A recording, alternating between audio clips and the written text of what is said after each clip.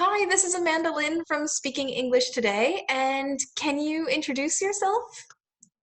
Yeah, my name is Ambrose. I'm from India, and I like to study well.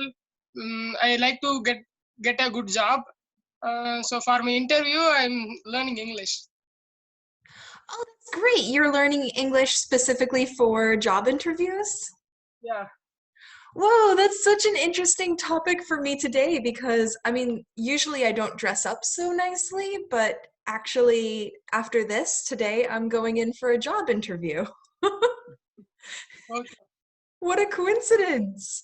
So tell me about the English that you're practicing for job interviews. What kind of job are you going for?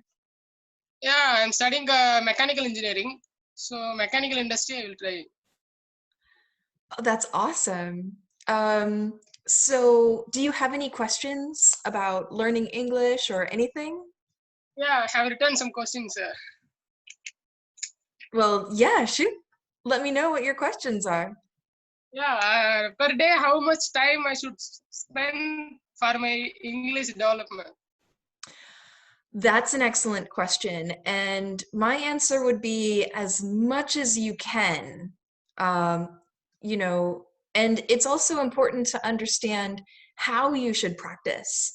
So, not just about the amount of time that you're spending practicing English, but what are you doing during that time to practice English will have a huge impact.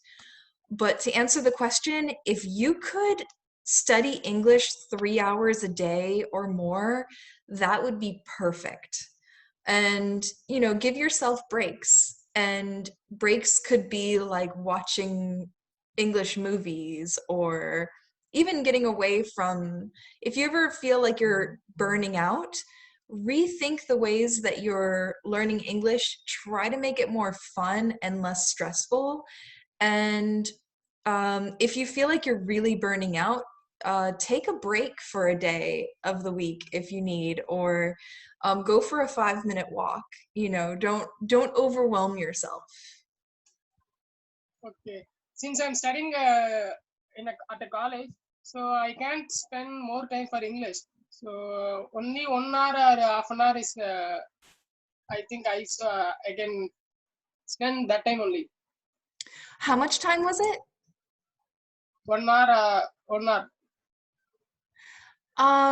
Well, I would say, if you can do an hour a day, that would be fine too. Or let's say you only have 2 hours a week or 1 hour a week. At that point, if you're only practicing English for 1 hour a week or 2 hours a week, you're really only maintaining your current level of English.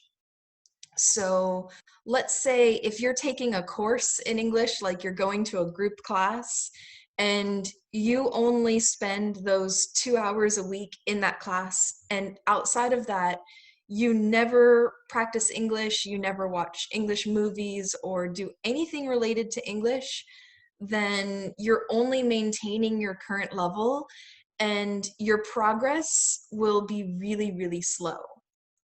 So I would highly recommend any way that you can try to incorporate English into your daily life. So when you have free time, watch English movies or listen to English music or try to have things around you that is in English.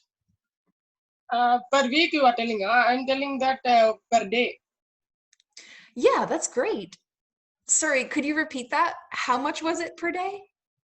Per day 1 hour. Oh, should it be every day? Yeah, yeah. If you can, yeah, every other day would be fine too. Like, let's say if you only have 15 minutes that day to practice English, that's okay. Take the 15 minutes to practice your English. That's better than nothing. So, if you want to improve your fluency, for example, practice speaking even by yourself. Practice speaking for at least 15 minutes every day minimum so that you're constantly improving that skill. Yeah, Okay. yeah, Uh, that's a really good question. Yeah. Um, yeah. If I want to speak English fluently, what are the things I should learn in English? Like phrasal verbs, present tense, present continuous tense, past tense, like that. What is the very important grammar in English to speak English? Oh, that's really interesting because grammar is something very different from fluency. So, fluency is your ability to be able to speak and communicate at a certain speed and be able to continuously talk or continuously write. So, grammar that's really needed for your ability to communicate. So, what level of grammar do you need? That's a really good question. I would definitely say understand the basics of grammar, like the really important ones. I would say present simple, past simple, present continuous, past continuous, and have an idea for future tenses. But grammar gets to a point where if you keep studying grammar, it gets to a point where I've seen with a lot of like upper intermediate students that I have, their grammar becomes better than a native speaker. Like, Okay. because Other than grammar, what is important? for communication, Yeah. the important thing is just enough grammar to be able to communicate well. That's really important. Um, at the end of the day, it's communication. You know, your ability to be understood by other people. If other people understand what you're trying to say, and you can explain like what you're doing right now, what happened in the past, and they're not having to ask you like, wait, when did that happen, or what, sorry, are you doing this now or later? If people are asking you those kinds of questions like native speakers, then you know that that's a grammar issue. So yeah, I would definitely say in that case you would want to work on those tenses that you're trying to produce, and that's just for communication. If your goal is to take some kind of English test in the future, then like IELTS or TOEFL, then at that point it is important to try to get your grammar to be better than the average native speaker. Okay. Another Yeah. question. The reason I say that is because here where I live, you know, in the US, like native speakers generally, like most people I meet, their grammar is not that great. A lot of my students have better grammar than they do, but they don't care. Like English is their first language. How to improve my listening skill? I am not good in listening because I can't understand native speakers, etc. Okay. Um, so when you're trying to improve your listening skill, I would highly recommend like checking out YouTube videos, and I made tips on how to work on, you know, how to study listening skills on YouTube if you check out the tips of the day on my channel. Um, one thing is the native speaker on YouTube could be talking too fast, and you just like you can't keep up with them. So in that case, what I would do is slow the video down just enough for you to understand what they're saying. So if you feel like they're speaking too fast, slow the video down. Um, if you feel like even when it's really slow, you still don't understand, listen to it the first time and without the subtitles. And then the next time, listen to it again with subtitles and see if you understand it after that. If you're still not understanding it with the subtitles on, then you can actually print out the subtitles like on different videos, on like TED videos and YouTube videos, and you can learn from the printed out subtitles and underline the words that you don't understand and learn these words. So at that point, it becomes like listening to, it becomes a vocabulary problem. But also, just a word of advice, if you if you're reading something and you don't understand like 90% of it, it's too advanced for you. So at that point, try to find easier material. If you're not ready to understand native speakers, like it's just way too advanced or too complicated, then definitely use English learning materials where when you listen, it's a lot easier to understand. Or just get really obsessed with your favorite TV shows can be really helpful too. Actually, I don't watch movies because I don't have time to spend for movies and actually, I don't like to waste my time. I have to study a lot, so I see. that's not possible in my life. Oh, you sound like such a hard worker. That's good. Yeah. Okay, I'll try to Yeah. watch movies for only enjoyment. Yeah, if you get the chance, that's one of many ways to improve your English. Watching movies is one way, but there are tons of other ways. There are really great podcasts that you can listen to, and so many websites where, like, you pay $10 a month and you can listen to lessons in English. I mean, there's just so much out there. I would definitely say try different things.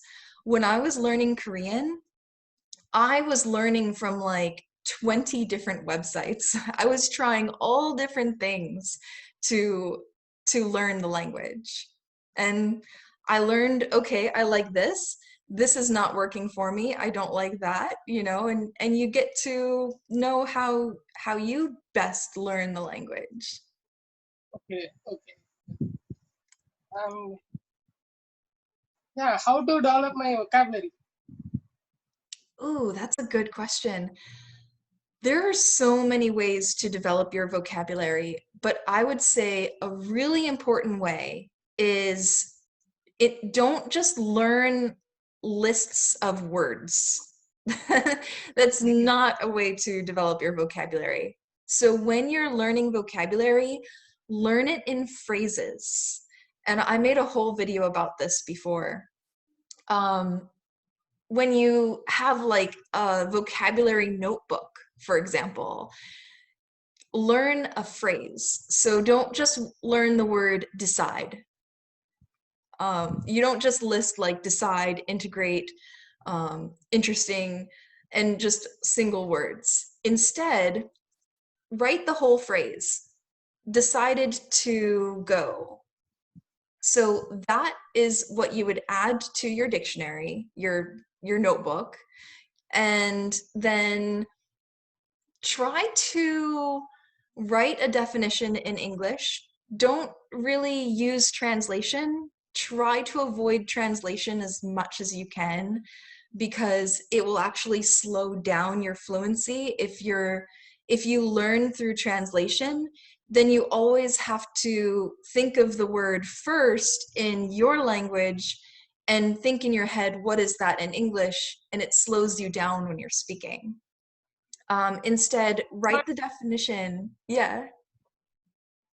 if I don't learn through my translation, uh, I cannot understand it very well. Okay. So then at that level, I think if you're in a really early level, like in an early-ish level of learning English, you're not quite up to the intermediate level, then if you have to learn through translation, that's fine.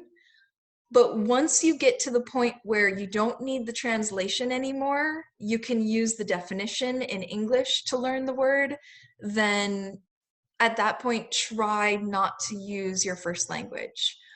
Or if there's any way to understand that word without using your first language, like if you could draw a picture or write an example sentence, that's a better way than using your first language. Not always possible. I will admit, I'm a language learner too. It's not always possible to not use your first language, but definitely try not to use it. Okay. Um, why some teachers are getting money to teach, and why don't they do scholarship for poor students? Why don't they do scholarships for what? No, to teach. Some students cannot pay money for learning, so I'm asking that one. Oh, okay. So, what areas are you talking about? Like teachers that work in schools or what teachers? Uh, Schools and coaching centers, etc.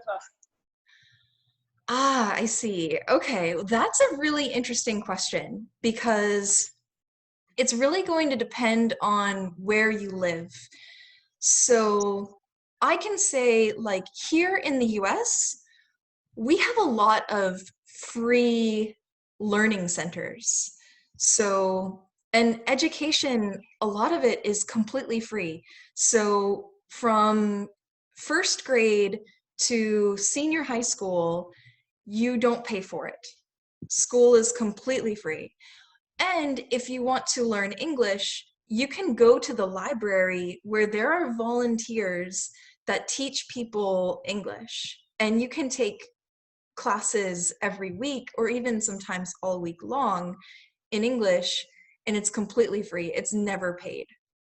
But I know that this is not always the case everywhere. There are a lot of teachers that I find here in the libraries that they do volunteer to teach English, and it's awesome. But that's not always the case in other areas. Like I lived in Indonesia for about 8 years, and I never really saw anything where there was like free education. Sometimes there were like government-owned schools that were kind of free, depending on where you lived, but there was never like any option for learning English for free in the area. But if that's not available to you in your area, it's perfectly fine. Like if you have access to the internet, you have endless amounts of free resources. Like there are more YouTube videos on learning English than you could ever watch in your lifetime. Like, there's so many free resources out there for learning English. You don't even have to go and like look for those free classes in your area if it's not available, you know. Yeah. Can you tell me some good application to teach English, to learn English in mobile? Oh, yeah. I I'm not really too because I'm not an English learner. I'm an English teacher. I really wish I had some like great answers for this question, but just to tell you what I remember, I would definitely use language exchange websites if you can. Sometimes that's helpful. Um, and on language exchange websites, I understand it's not easy to find native speakers, but you can find other people who are learning English in countries all over the world, and they'll be happy to practice English with you. And for apps for learning English, I personally, if I was looking for something, I would just look up English learning app like on um, on whatever you have, either your iPhone or your Android phone, and check out the ratings, like the reviews, how many stars it got. Try to start using those ones that have more stars. And I always check out what people say about it before I download it. And I would just try different apps, because at the end of the day, one person might love this language learning app and another person might hate this language learning app. So yeah, just just get out there and download many and try them all out and see what you like. Okay, I use Buddy Talk. It is very nice. Yeah, I use Buddy Talk too. That's good. Okay.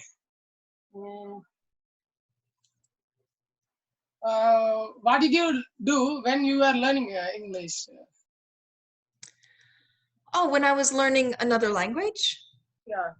Oh, that's a really interesting question. So when I learned two different languages, I learned Indonesian and I learned Korean.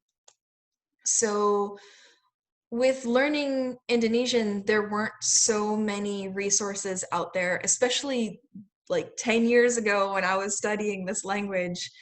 It wasn't like English. Like if you want to learn English, you're in luck because there are tons of resources out there. But for Indonesian, there really wasn't.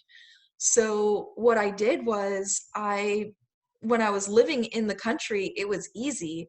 I went for walks and I met people and they invited me into their house for tea, and I practiced. Sometimes like I met like security guards who were really bored and I practiced my Indonesian with them, and I just met people and I practiced that way.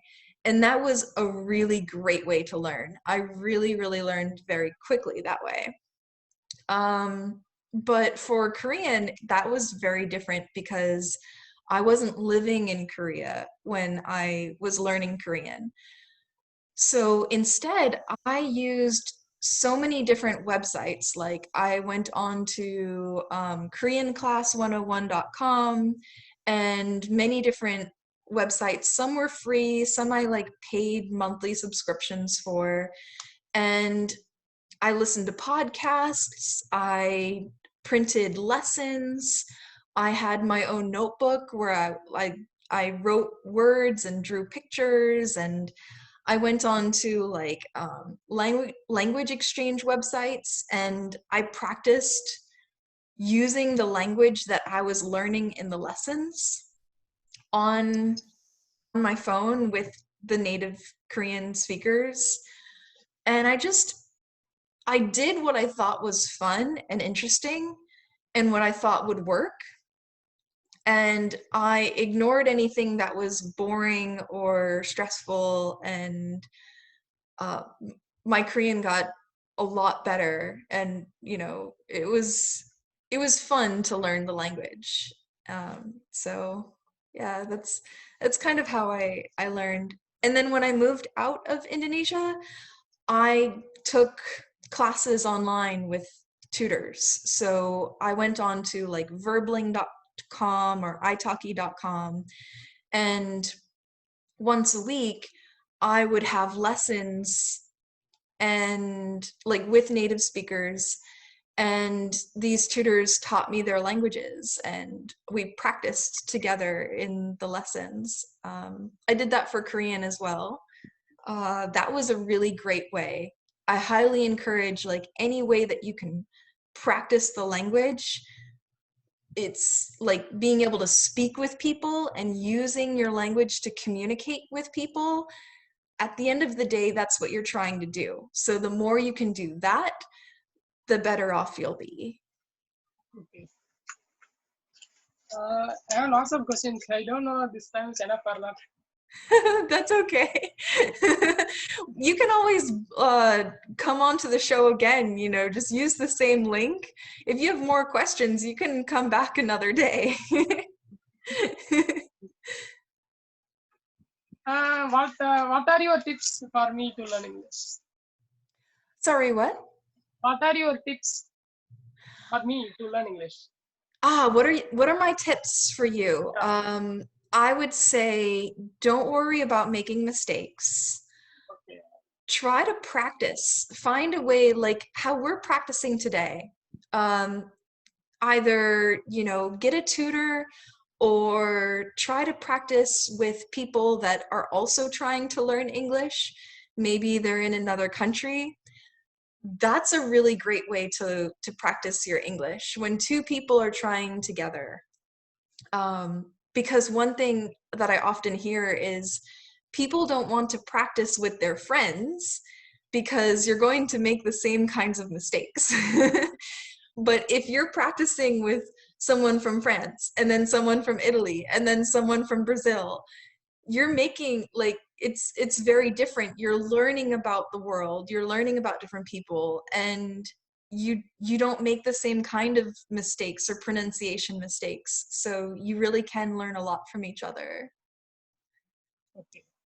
Um, yeah, I want to know about America. Can you tell me the job vacancies and when I want to get a job, what they expect when they hire me? That's an interesting question. I think a lot of people experience uh, like a lot of my students, when they first get a job, they're able to pass the interview and get the job.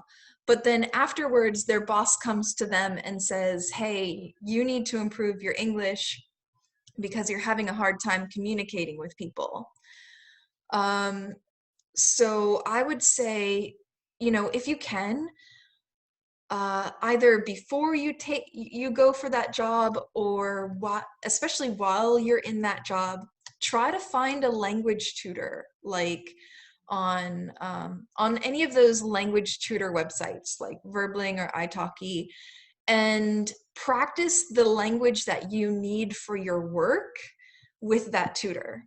Because if you practiced English for like general conversation and whatever topics you were interested in, but it's not related to your work, then it can be hard to communicate when you go to work. It's a completely different kind of English.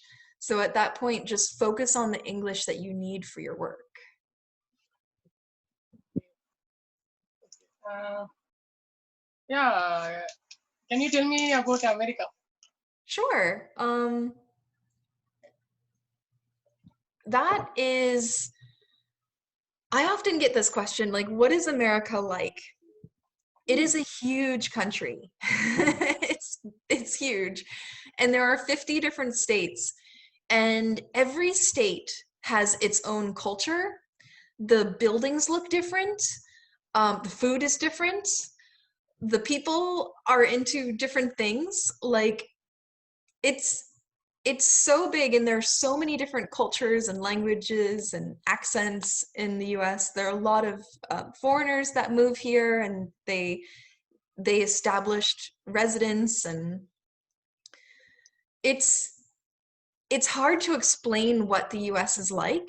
It would be easy for me to explain what is Florida like, but it's going to change from every state that you go to because every single state is completely different from another. it's it's a place where you could really travel around for a long time and see many different things. Okay.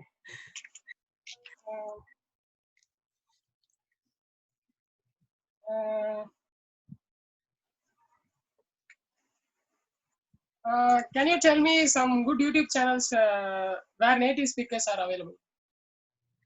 Some good what? YouTube channels. Video channels. Oh, um, gosh, there are so many of them. And different YouTubers really focus on different areas of English. Off of the top of my head, I know English. It's like MMM English, and she really focuses on pronunciation. She's from Australia. There's Rachel's English, and She also focuses a lot on pronunciation. I think she might do some grammar videos. And I think there's EnglishClass101.com. They also have a YouTube channel. There's so many, but like you can literally type into YouTube any English question that you have and find so many videos on them and start like following the people that you like and the lessons and check out the new lessons that they have every week. And that's a really great way to improve your English, definitely. Yeah. Uh, Well, I'm sorry to cut you off there. We are short on time, but I just wanted to, first of all, thank you so much for coming on to my show. And I know you have a lot more questions, so I would really be happy to invite you back onto the show any other time. You can use the same link. I'll put the link in the description below for anyone who wants to be on the show. And I would be so happy to invite you back and answer all of your questions. okay, thank you so much. You have answered lots of questions of me. Thank you so much. Thank you so much. My pleasure. Thank you so much for coming on to my show. I hope you have a great day. Bye bye. Bye.